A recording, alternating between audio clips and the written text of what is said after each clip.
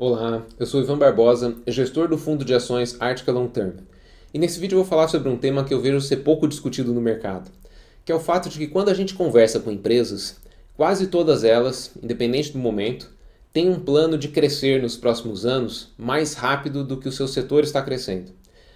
É compreensível que esse seja um objetivo comum, porque quando o crescimento acelerado é bem sucedido, ele cria muito valor, traz economias de escala para a operação, torna o negócio mais defensável de concorrentes, facilita a atração de pessoas para trabalhar na empresa, facilita atrair clientes também.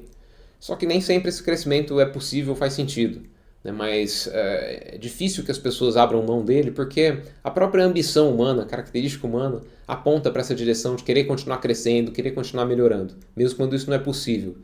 E esse risco de seguir sua ambição até longe demais é algo tão inerente às pessoas que existe uma lenda da mitologia grega, com mais de 3.000 anos de história, que já fala sobre essa questão. Talvez alguns de vocês conheçam essa história, mas é a história de Ícaro, que começa com o rei Minos de Creta, que é uma das ilhas gregas, pedindo para que Dédalo, um inventor da época, criasse um labirinto para aprisionar o Minotauro, que é aquele monstro mitológico metade touro, metade homem. E depois de construído o labirinto, para que Dédalo não pudesse revelar os segredos envolvidos ali, o rei Minos decide prender ele e o seu filho Ícaro, que tinha participado da construção, para impedir que alguém os coagisse ou que eles mesmos vazassem informações. Então os dois são aprisionados numa torre e no anseio de fugir dessa torre, o Dédalo inventa asas mecânicas feitas de asas de pássaros pregadas umas nas outras com cera de abelha, que claramente não funcionariam, mas com a licença poética aqui de ser um conto mitológico, ele monta essas asas, uma para ele e uma para o filho Ícaro, e antes dos dois alçarem voo para fugir da torre, ele diz para o Ícaro que não poderia voar muito alto, porque se ele chegasse perto demais do sol, o calor do sol começaria a derreter a cera das penas e a asa desmontaria. Então os dois saem da torre voando, inicialmente o plano é bem sucedido, só que deslumbrado ali com a capacidade de poder voar e de ter conseguido fugir, o Ícaro começa a subir cada vez mais alto, ignorando os avisos de perigo do seu pai, até que ele sobe alto demais, fica próximo demais do sol de fato, a cera se derrete e as asas dele desmontam. Então ele cai do céu para o mar Egeu e morre afogado ali. Esse conto é sobre esse risco de deslumbramento com sucesso, de se deixar guiar pela ambição pura e descartar a prudência, né? Ignorar os limites que a própria realidade impõe. E da mesma maneira que esse risco existia há 3.000 anos e alguém usou de fundação para criar esse conto, existe hoje da mesma forma, porque a natureza humana não muda muito ao longo do tempo. Trazendo essa história para o mundo dos negócios, eu vou começar falando aqui de por que uma empresa tem o seu crescimento necessariamente limitado. A gente pode decompor o crescimento de receita de um negócio em dois fatores.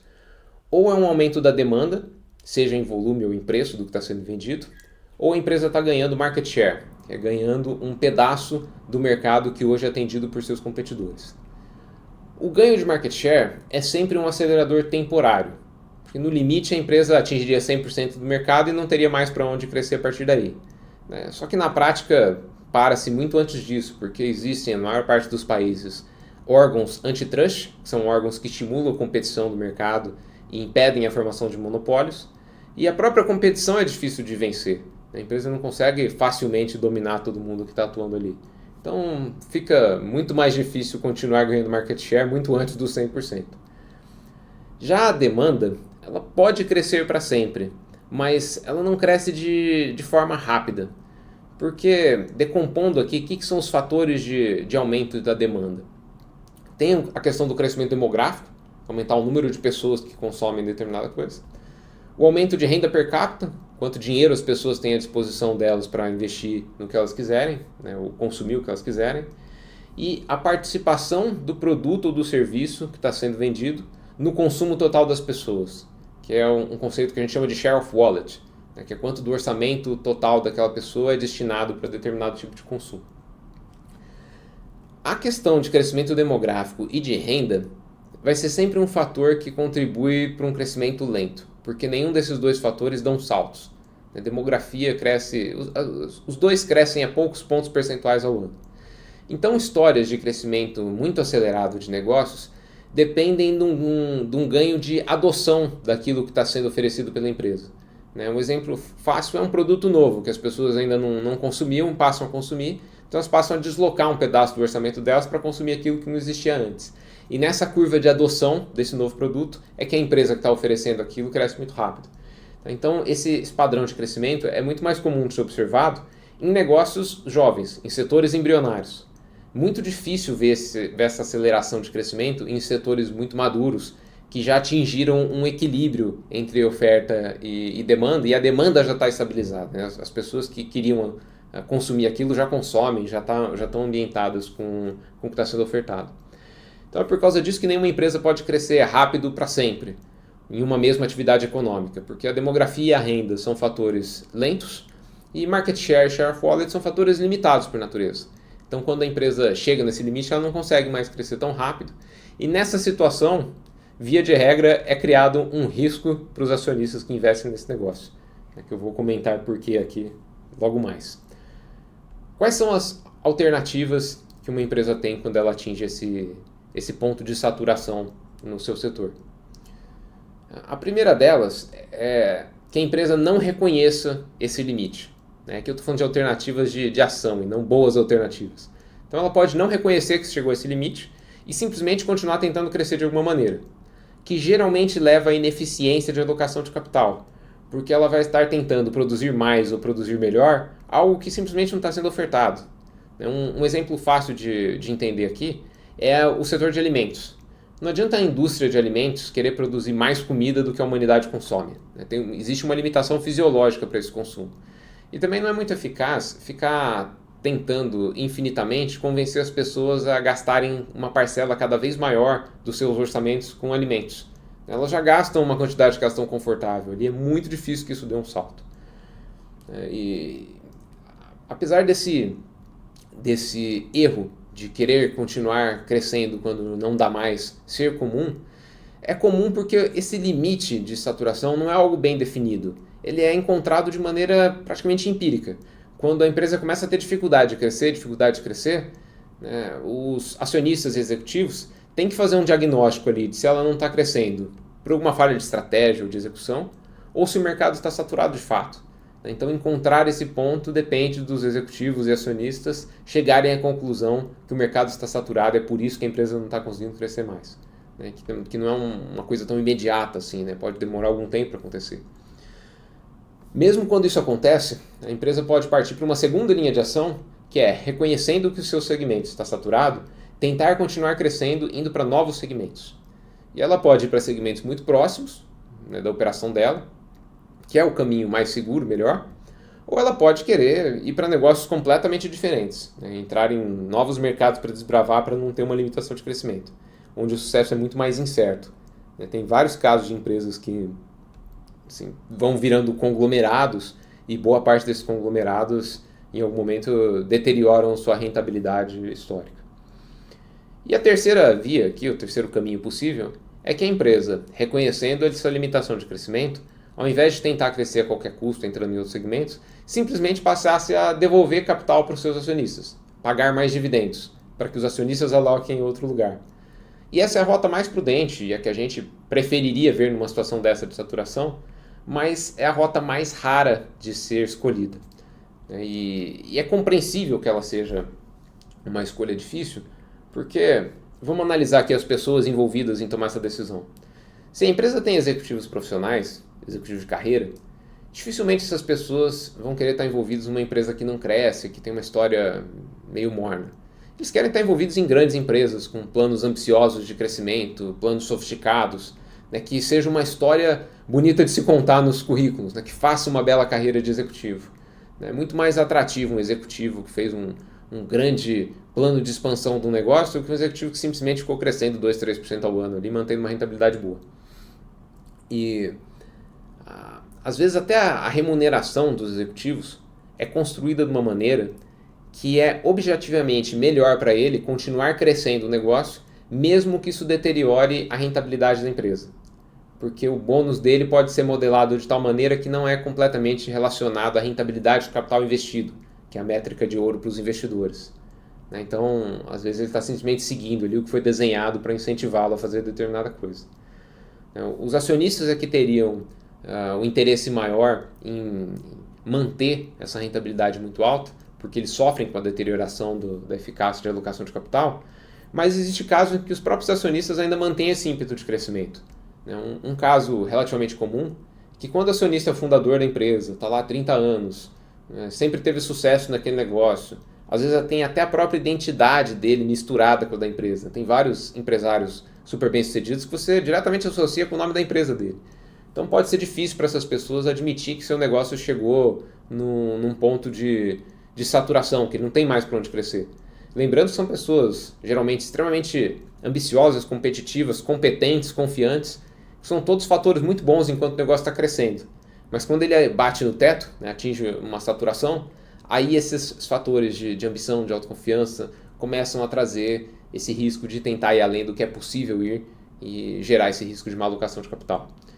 E o próprio mercado também contribui negativamente para essa história, porque os analistas, os investidores, estão sempre pressionando as empresas para elas crescerem mais. Eles querem ver plano de crescimento, querem que o CEO apresente com toda a confiança do mundo que o crescimento vai dar certo. Então, para um CEO falar que o seu plano é crescer devagar e manter rentabilidade, isso soa quase como uma confissão de fracasso, por mais que essa seja a melhor alternativa para a empresa. O mercado tende a não receber muito bem essas opiniões muito sinceras de que o crescimento é difícil. Eu vou contar uma história aqui para ilustrar como esse erro não é trivial, que já aconteceu com investidores lendários. A história de uma aquisição feita pelo Warren Buffett e o Charlie Munger de uma empresa chamada See's Candies, uma fábrica tradicional de chocolates e doces artesanais que eles compraram em 1972. A operação da See's era extremamente rentável, bastante concentrada na Califórnia. Então, quando eles compraram o negócio, a primeira ideia foi, poxa, vamos expandir esse negócio para fora da Califórnia, vamos expandir para o país inteiro, para os Estados Unidos todo. Então eles começaram a abrir lojas em vários estados e mantendo o padrão de qualidade dos produtos, padrão das lojas e tudo mais, eles até tiveram algum sucesso, mas a coisa nunca foi tão para frente quanto foi na Califórnia. A penetração que eles conseguiram nos novos estados nunca foi tão alta. Até hoje a See's ainda tem essa característica. Eles têm 230 lojas na Califórnia, 55 em 4 estados próximos, estados da costa oeste, e nos outros 45 estados americanos eles têm 40 lojas. E não é muito claro por que essa expansão não deu certo. Não se sabe se é porque a marca não tinha a mesma tradição fora da Califórnia do que tinha ali, ou se as outras regiões já tinham competidores muito bem estabelecidos, ou se hábitos de consumo eram diferentes. O fato é que o negócio nunca foi tão bom em outros lugares quanto ele é até hoje na Califórnia. Em determinado ponto, o Buffett e o Munger, ao invés de insistir nesse crescimento, eles aceitaram que essa operação não ia ser tão bem sucedida em qualquer lugar, que não era tão replicável. Então, ao invés de ficar tentando crescer, eles mudaram a estratégia para distribuir todo o caixa que a See's gerava para Berkshire Hathaway, para que eles pudessem alocar em outros investimentos. E essa história virou uma anedota que foi contada várias vezes pelos dois nas assembleias da Berkshire, tanto das vantagens de ter um bom negócio por muito tempo, que eles ganharam muito dinheiro com a See's, quanto com as limitações de crescimento.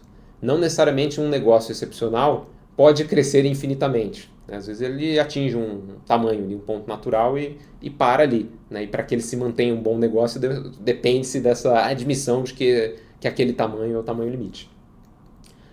Agora eu vou contar um outro caso aqui de fracasso, de uma empresa até com um nome parecido. Essa se chama Sears, é a Sears Roebuck Co., que é uma varejista que foi fundada no final do século XIX, e na década de 1950, a Sears era a maior varejista do mundo, dominava o varejo americano.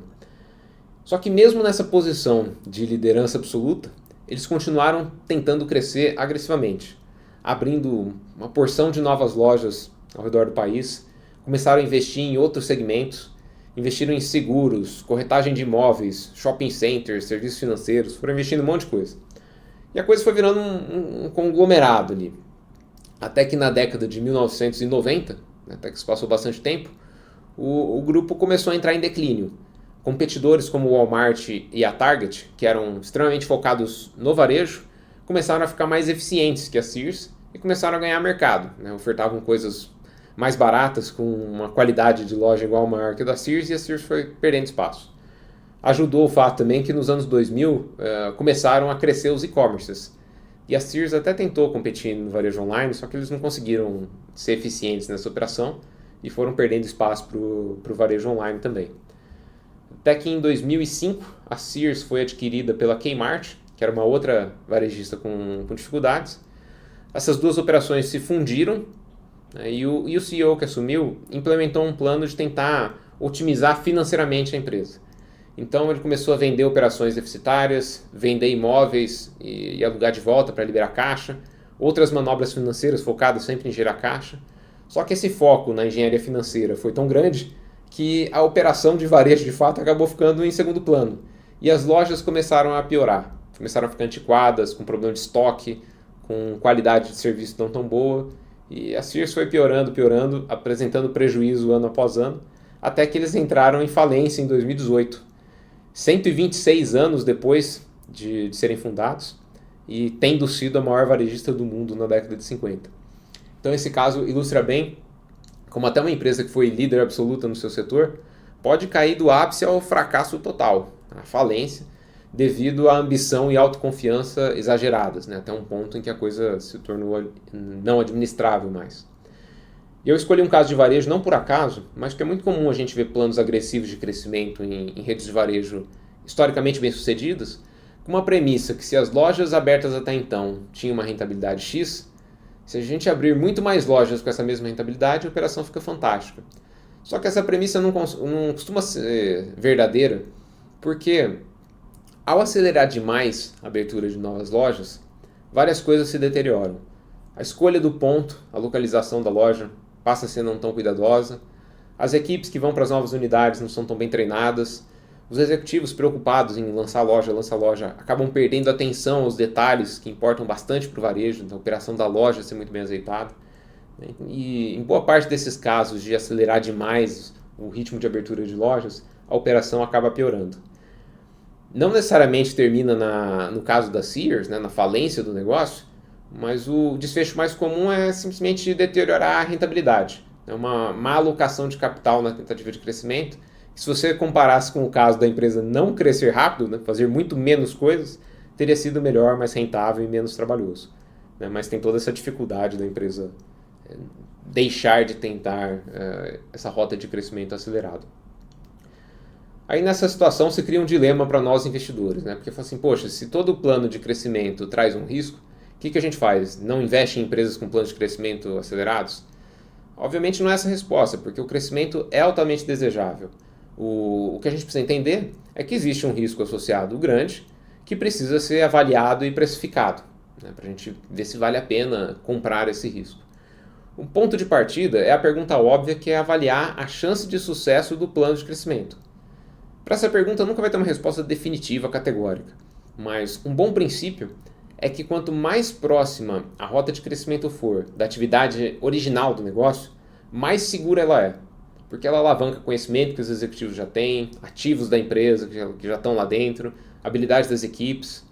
O problema de ir para um segmento completamente novo é que por mais que se seja cuidadoso no planejamento, no detalhamento do que vai ser feito, é um terreno não explorado. Então o fracasso pode vir de riscos que nem foram mapeados de antemão, né, que estavam fora do radar das pessoas que estavam entrando ali pela falta de experiência delas. Uma outra coisa para avaliar é quão rápido a empresa pretende acelerar seu crescimento. Então imagina uma empresa que está crescendo ali 5, 6% ao ano. Se no ano seguinte ela já querer pular para 30% de crescimento, o risco é grande, porque essa aceleração não é óbvia. As pessoas demoram para se tornarem proficientes em suas funções, né? Processos demoram para ser implementados nos negócios e se estabilizarem de maneira eficiente.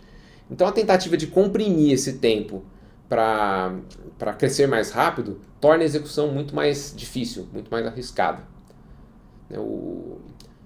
Também uma coisa para se avaliar é de onde é que vem essa vontade de crescer, né? O cenário ideal é que a ambição de crescimento seja uma resposta à demanda crescente, visivelmente crescente, no setor, né? Porque daí eu estou crescendo para atender o que meus clientes estão pedindo agora. Mesmo assim não é completamente seguro, porque se surge uma grande oportunidade de mercado, que está crescendo muito rápido, e essa oportunidade é muito visível, às vezes muitas empresas atacam o problema para tentar capturar esse mercado novo. E o setor se superaquece e cria uma dinâmica competitiva muito destrutiva. né? Então, tipicamente nessas situações, se você sair perguntando para as empresas que estão envolvidas qual que é o plano de crescimento delas e somar as receitas ambicionadas para alguns anos à frente, essa soma vai dar um tamanho de mercado que é impossível de acontecer, mesmo nas estimativas mais otimistas. Então a consequência lógica é que a maior parte das empresas que estão ali tentando capturar esse mercado vão falhar e vai ter um ou outro vencedor. Só que é muito difícil saber quem que vai ser o vencedor no começo da corrida, né? Então, olhando todo o capital que está sendo investido naquele setor, naquela oportunidade, de maneira agregada, o retorno dele tende a ser negativo quando existe o superaquecimento da competição. Bom, se quando a demanda está crescendo ainda existe esse risco, imagina a tentativa de crescer quando o mercado não está crescendo, que implica no plano de crescimento significar ganho de market share, né? Você vencer seus concorrentes, que tipicamente também vão estar tentando fazer a mesma coisa.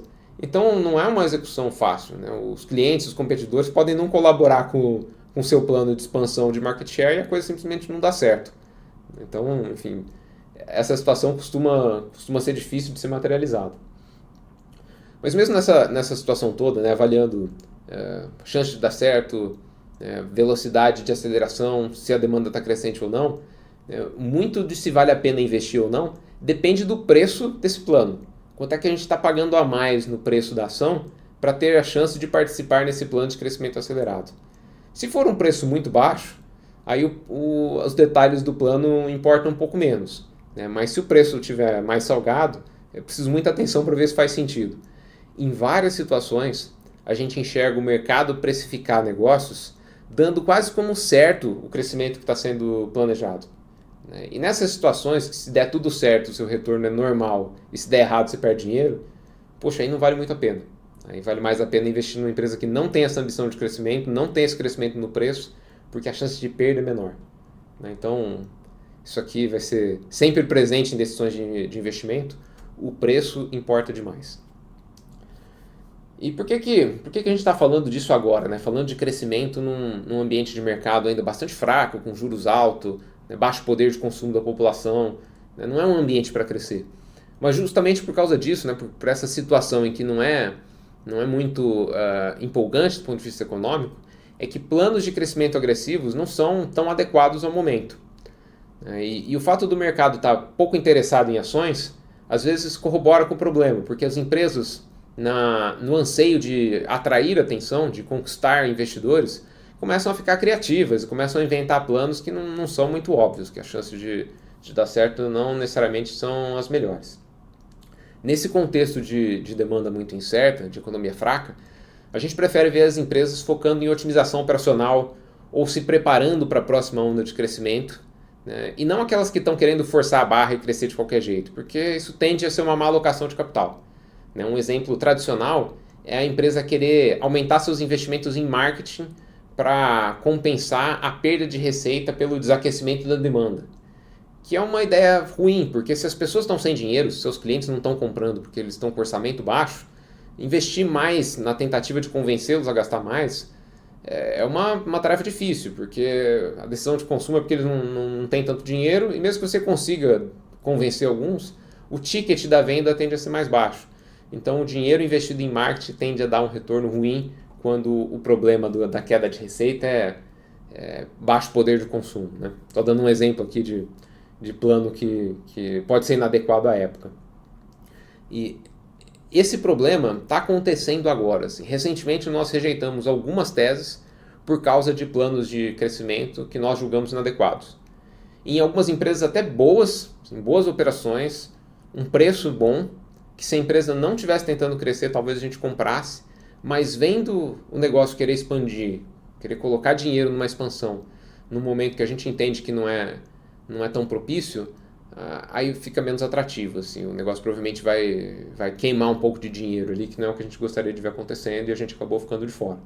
Então, vendo essas coisas acontecerem, eu quis compartilhar esse alerta com vocês, e também informar os nossos investidores que, apesar da gente estar bem otimista com os preços baixos da Bolsa Brasileira, tem muita ação barata, né, que dá para comprar, a gente continua atento aos riscos, a gente não está comprando qualquer coisa.